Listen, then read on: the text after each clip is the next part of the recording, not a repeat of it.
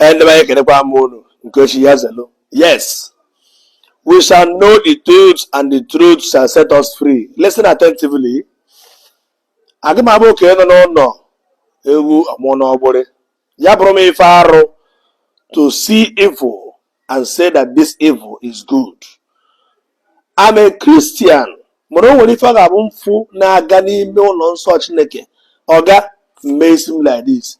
So now I am not part of this. What is the difference between blessing of same-sex marriage and praying for same-sex marriage? Nya ngozi na fanda na nwana monso agozie m unu nwoke na nwoke je kwaba iko je kwaba ntu na aha Jesus Christ bụ onye nwanyị amen. Na ekpere praying and blessing ke difference. I don't know why some people will be trying to defend evil. Oga, my father bụ Edwin Ebuna o mee ife ọjọọ taa mma apụta na public gwa sị ya dadi nke ihe mere aba nya ya eme m ga-eji mee gịnị gbanarị iwe Chineke. Agwọ ọzọ mee ka amata anya ga-esi etu a wee gbanarị iwe Chineke. There is no way. If you are a true Christian born and sanctified by the Holy Spirit, now a true Christian, a Christ-like people, a priest, I will say that's not priest may, even though not to also have no may or may not. Now priest may bless same-sex marriage or pray for same-sex marriage. That is to say, wine and wine, jai obazi aka n'ike. Nwoke na nwoke ti ike obantu. Nwoke na nwoke process like this, a bless ya. He falls in the scripture. And you are a Christian because now I want dominant. I dominate over because now I'm a Catholic. Mputazi father putano no waka kuogo say that na support zeke bless same-sex marriage. Mputa boldly. Mpute my stupidity kuono old age. What the hell is that, man? Do you know old age? What is old age? That no Kenya amahe guana barwala. If truly that Pope could be truly because it has been rumored for a long time. That is the reason why Pope Benedict resign. No, many people doesn't know the reason why Pope Benedict resign. No, because we favor in Christendom. We favor tomorrow. No, also neighbor marriage or Muslim. Mobonye menana puta bari it's not done. Ya bro JPAC go on your job to see that this is evil, something that I'm against. If I did not speak up, that means next Adam part of it, Adam part of the ministry, Adam part of the evil. That means Adam part and parcel of that prayer and the blessing. Let it be a crime, let it be an evil, a taboo, a sacrilege. Nantim yano ebe pastom kuruse. No ga na-emezi afọ na nwa na monso gozie nwoke na nwoke ka je kpọwa ntu gozie nwanyị na nwanyị haja aka n'ike. Where is the scripture that go into the word and multiply? Where is the scripture? When God created heaven and earth, after created anyway ke ụwa ife o jisu ike mgbe ekere bụ ọ mmadụ ga-ekere kedu ihe ekere ebu ụzọ wee kee Adam. Chineke wee na-anya wee fụ na Adam nọrọ alone, ọ nọ lonely, that no one only somebody ga support Adam. Ọ bụ na Chineke supportụrụ Chukwu nke abịa ama na Chineke nkusi na nke ndị agha na ọ supportụrụ same-sex marriage ga bless bazie. That means na mụ na gana abụ today ka ume ama amụta anyị because enwere womb, nwoke nwere womb eji ebu akpa nwa. Kedu ebe ị ga-agbanye ihe anyụnya spam na ahụ nwoke o weje fọm nwụọ wee mụta nwa? Ọ bụ na etu a Chineke ga-eke nwoke na nwoke. Ihe ọtụ na-atọ ka shuga, ihe ọ na-abịa na-aṅụ ara nwaanyị na-atọ ka gizad emisiri obere ose. Ihe a nwaanyị na-atọ gwogwo ife ukwu nwaanyị adọrọ kpim, igbu nwaanyị adọrọ kpim, ara nwaanyị anaghị ọkpọkọkpọkọ na-acha tọtọtọtọtọ, ịkpọrọ nwaanyị na-akpọ ụra ịma na gị na nwaanyị mmekọchacha nọkọrịcha nke nnọkọ na nwoke na nwaanyị ihi ụra ka nwa amụrụ ọfụ. So ọ bụ na etu a na Chineke ama eme ka Adam gaa hie ụra dị omimi, ewesị na asị na ụmụ nwaanyị from man. That is the reason why if before you talk anything about woman, the name of man must involve. If you want to pronounce women, you must pronounce W-O-M-E-N,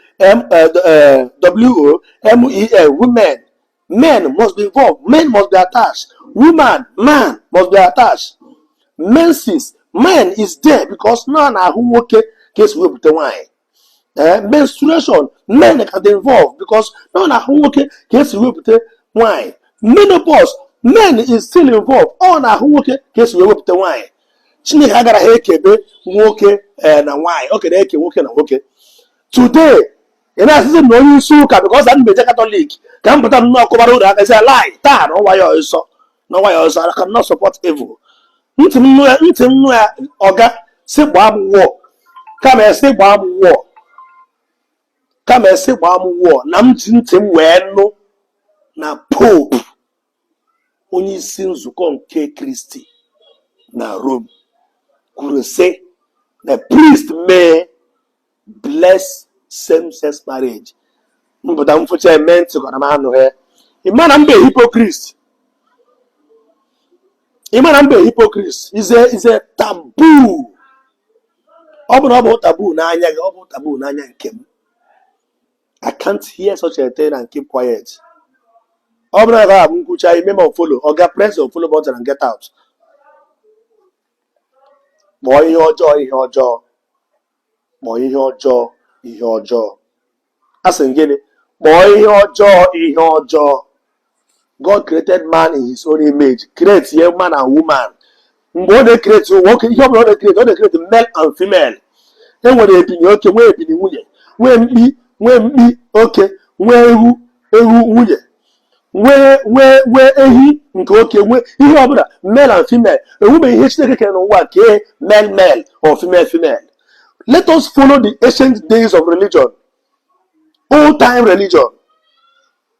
Nwoke na nwaanyị, male and female.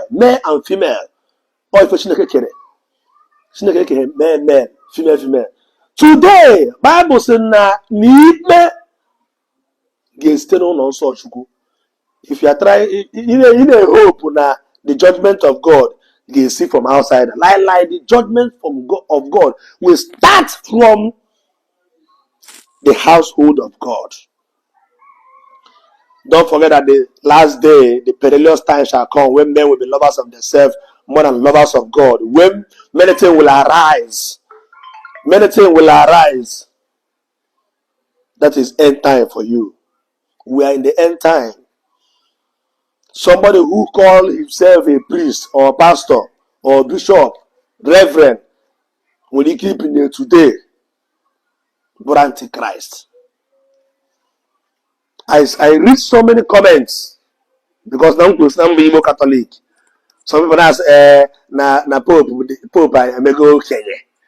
Na Pope may go Kenya. Who's all Kenya? When I know Kenya, my first collection and second collection no longer. I should go from Southeast near the China. A better Vatican City, think I lazy anybody. Better than then I told you, I'm a person that I Africa. So way has been here up to Africa. I don't know where I see room. Or because that, I get one neighbor. The same people are not talking first collection and second collection. Now, everything.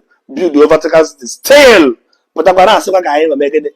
Yeah, it's a father. Na parish here. How about I say, I got the no. Mazi, okay. Mazi, Okonkwo. Jere, Mabazi into. N'afa Kristi bụ dị nwa anyị, n'afọ Nna na Nwa na Mmụọ Nsọ, amen. Gaanụ gaa kpọba ntu, n'ihi na onye isi anyị na nzukọ Kristi ekwuwo ya wee sị na unu kwekọrịta na unu ga-akpọ ntu, unu ejikọta aka bịa n'iru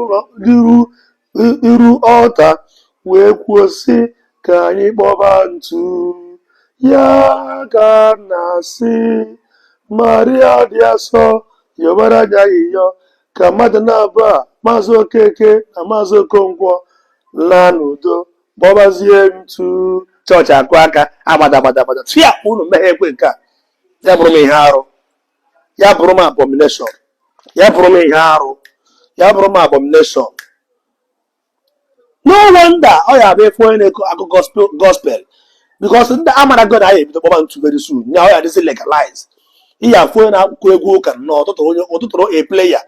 Don't bend the can waja. Lawyer Ukumana Nuku, where's Zobawoki name.